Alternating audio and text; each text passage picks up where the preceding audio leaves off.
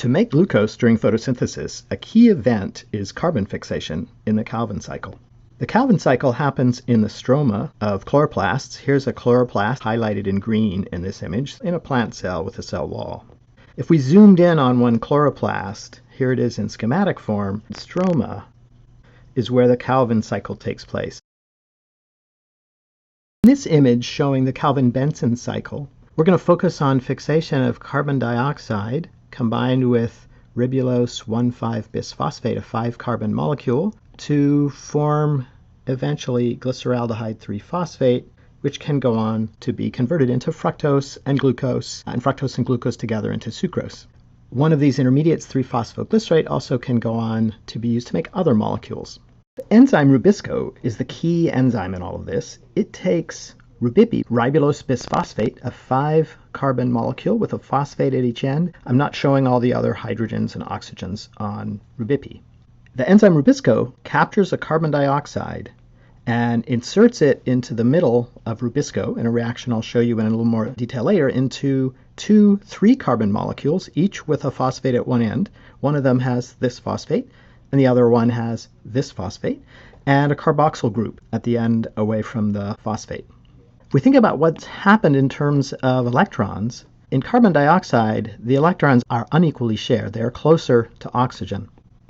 It takes energy to get those electrons away from the oxygen and closer to carbon. In this first step, what rubisco is doing is capturing that carbon dioxide and attaching it to one end. These 2 electrons are now shared equally between 2 carbons.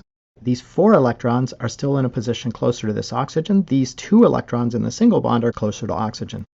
So we have changed the distribution of energy.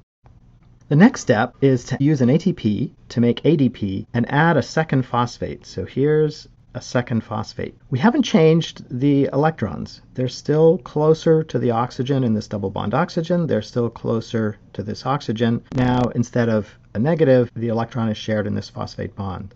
But in the next step, we make a change. We take an NADPH, which you can think of that H as an H plus and an electron, and we use that electron and H plus. We've taken an H plus and an electron, and we've added it here, so this is now neutral, with a carbon-hydrogen bond. These electrons are still in that state very close to an oxygen, but now we've changed this bond. These electrons are shared fairly evenly. We now have a pair of electrons shared evenly in a carbon-carbon bond and a carbon-hydrogen bond. So this is a key step in getting electrons and hydrogen that we took from an NADPH into what's called glyceraldehyde 3-phosphate, this molecule. Glyceraldehyde, the 3 carbons, and the phosphate. Glyceraldehyde 3-phosphate can be combined to make fructose 6-phosphate. Fructose 6-phosphate can be converted to glucose 6-phosphate. The fructose and glucose together can be combined with a glycosidic bond to make sucrose, which can be easily transported through a plant cell. Or the glucose molecules can be combined into the polymer starch. What we've done is taken a carbon dioxide, attached it here to one end of one of these 3-carbon molecules. Here's our carbon dioxide still. And in this step, we've taken electrons that were much closer to an oxygen and put them into a bond between a carbon and a hydrogen, and that then can go on to make other molecules in a plant cell. We've fixed a carbon into something that winds up part of fructose, glucose, starch, and sucrose. In the last steps of the Calvin cycle, we need a series of enzymatic reactions that will take actually most of the glyceraldehyde 3-phosphate. About 5 of 6 are used to regenerate rubipi to capture another carbon dioxide. And about 1 of 6 are sent off into these other pathways. How does rubisco catalyze the reaction? The reaction is not completely understood.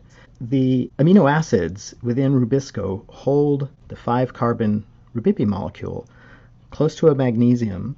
In the first step in this reaction, this double bond and this hydrogen is pulled away, and that bond with that hydrogen winds up forming a double bond with this carbon.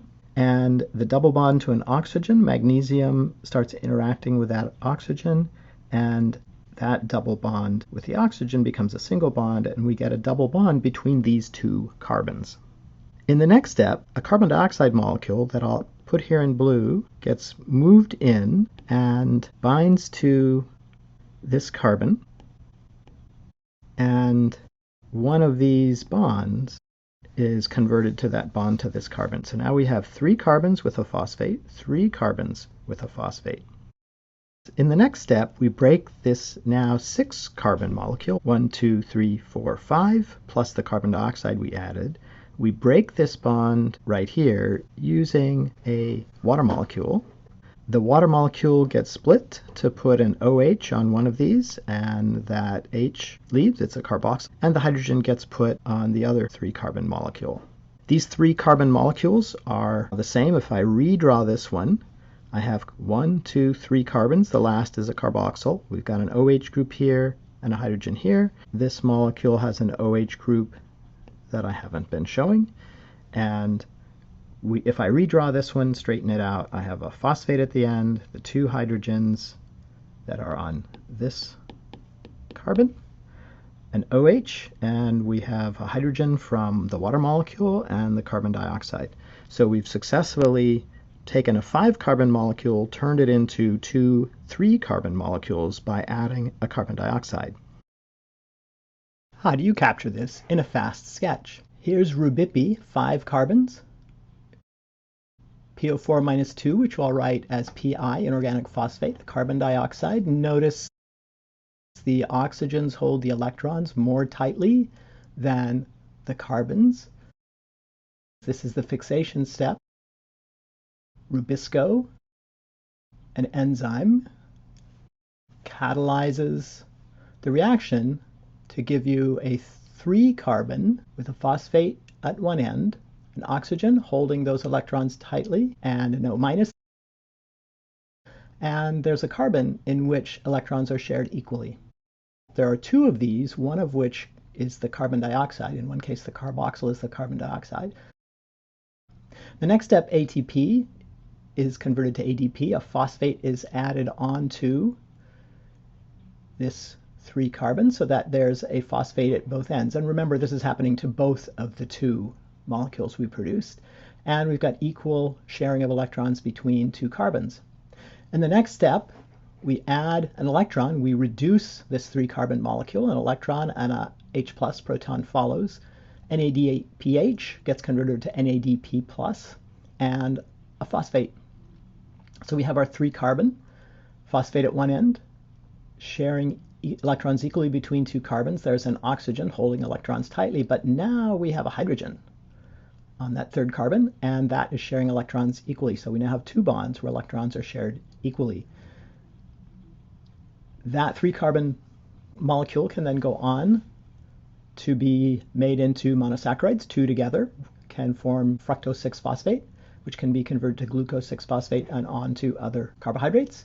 And the last step, we have to regenerate rubisco, RUBP, through a multi-step pathway that converts most of 5 out of 6 of each of these 3 carbon molecules back to rubisco.